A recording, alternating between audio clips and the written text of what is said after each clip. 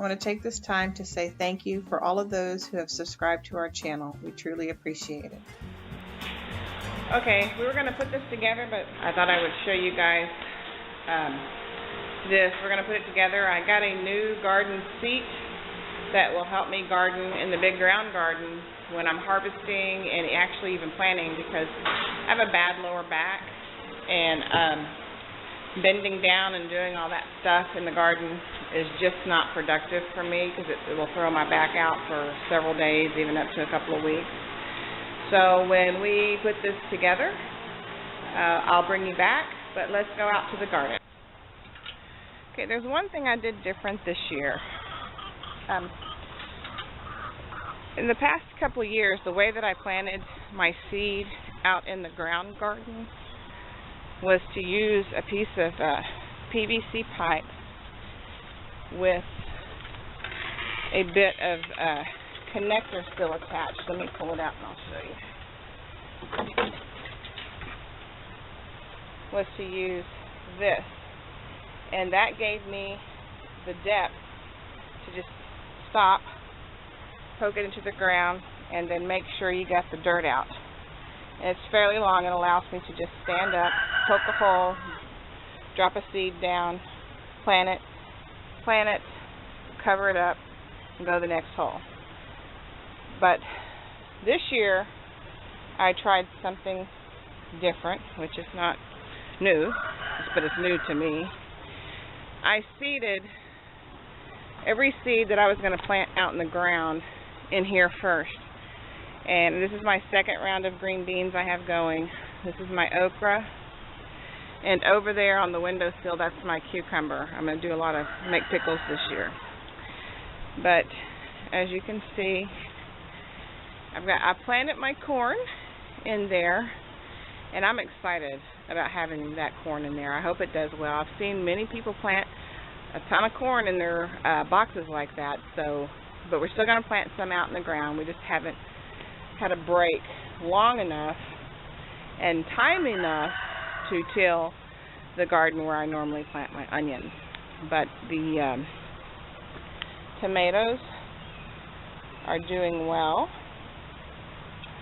I have first set and second sets, so we have a lot of flowers coming in.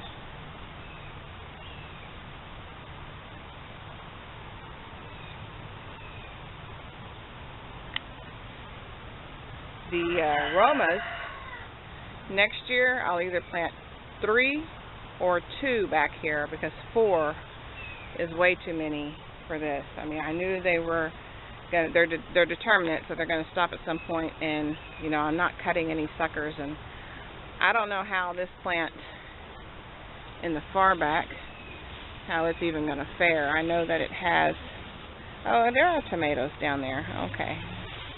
I don't know how long it's going to take for them to come up and ripen, but the cabbage is doing great. I have quite a bit of cabbage coming in, doing really well. And I had a little surprise in my compost pile. My mom over Easter put in all the food scraps in the compost pile, and that included some nubs of sweet potato. What I thought was a tree growing in my compost pile, when I pulled it out, this was attached and growing off a nub of sweet potato. So I pulled the sweet potato off, and it had roots, and I planted it in here. I have store-bought ginger just laying out here. It is beginning to sprout. I don't know if you can see that or not. It's blurry. There's nubs coming up.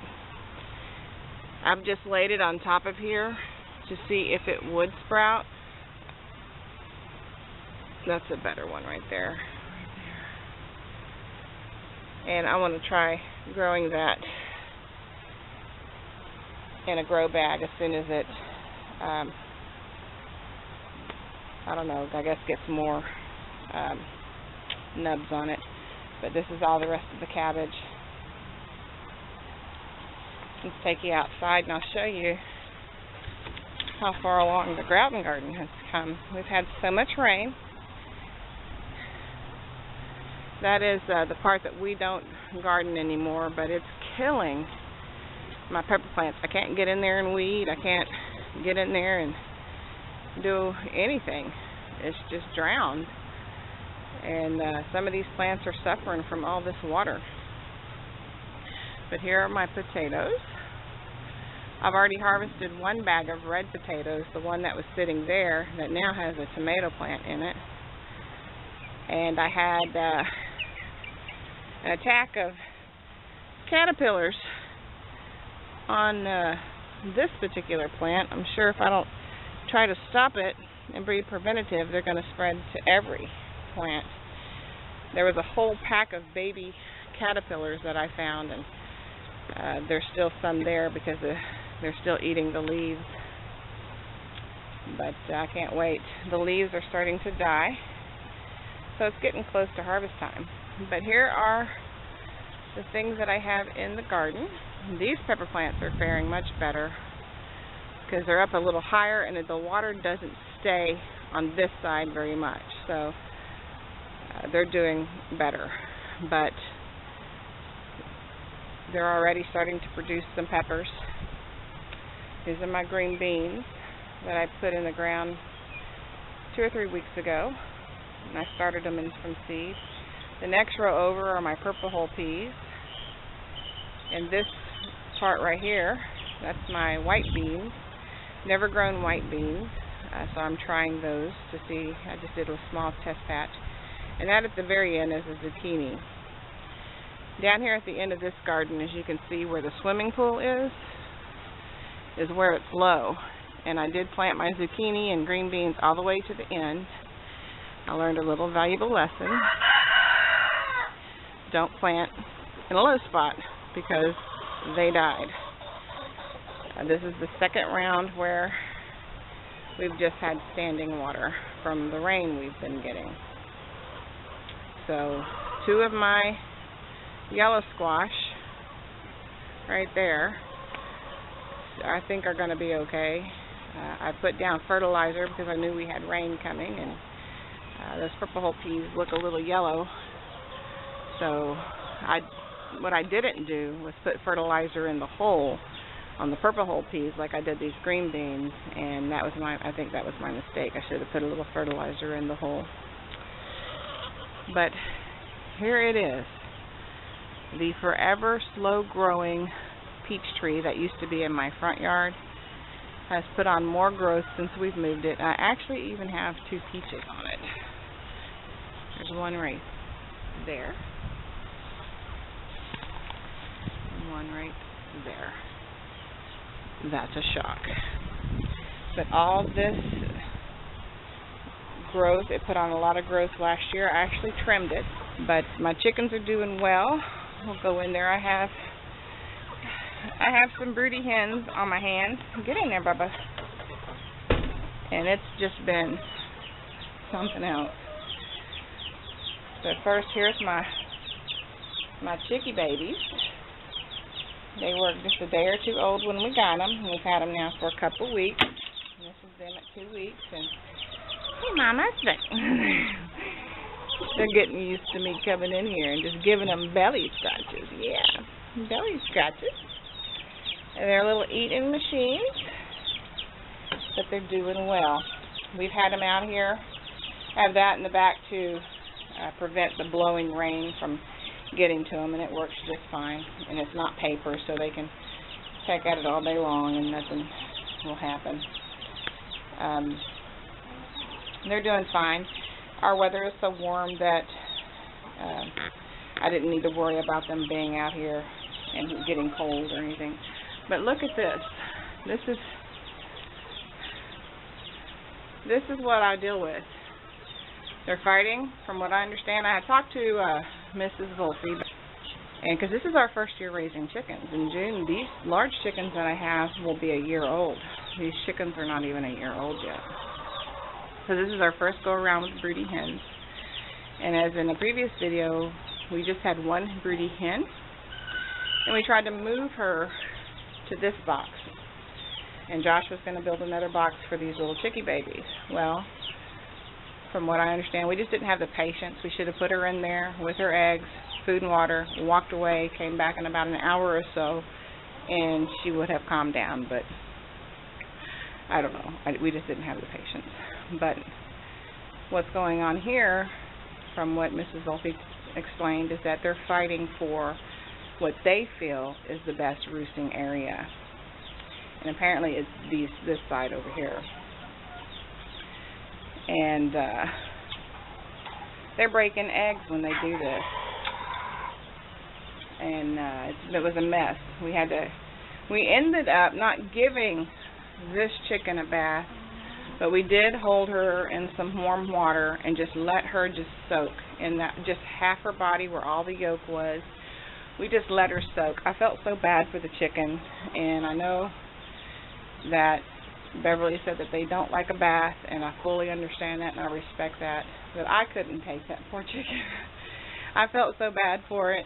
I mean, that chicken had been sitting, she had eggs stuck to her feathers, and oh, it was just horrible.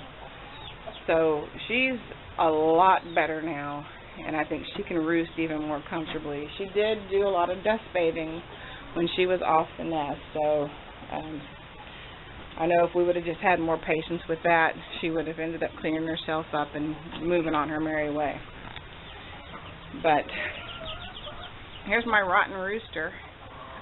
Oreo, Oreo, Oreo. Hey, you're getting big. You want belly scratches? You gonna let me give you belly scratches? Huh? You gonna be nice? Hey, don't peck my leg.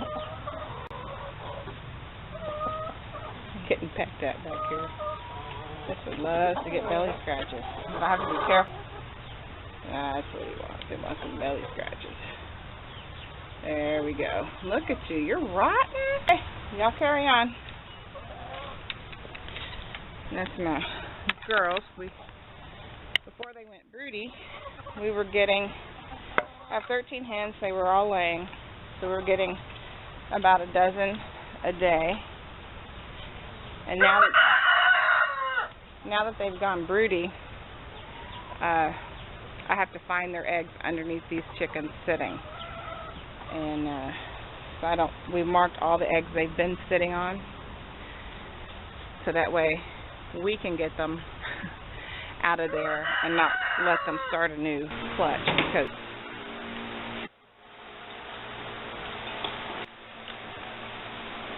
alright, there it is. Got a little basket. I bought a little container to put in the basket, so when I'm harvesting green beans and stuff out there, I'm all set up. I'd say that this was worth the money that I paid for it.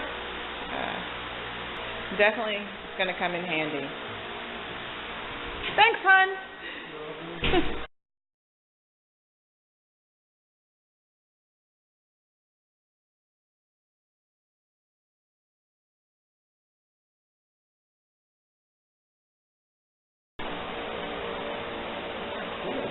This is really for my sisters in California, to give them an update on my leg where the tumor was taken out. They cut me from here down to here.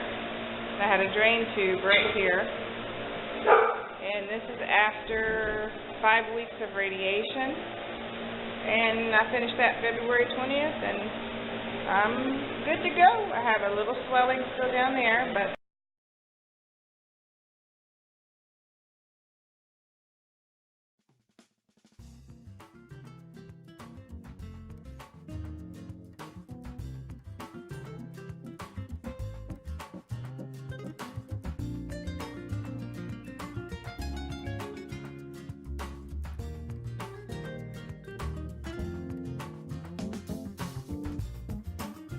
I want to take this time to say thank you for all of those who have subscribed to our channel. We truly appreciate it.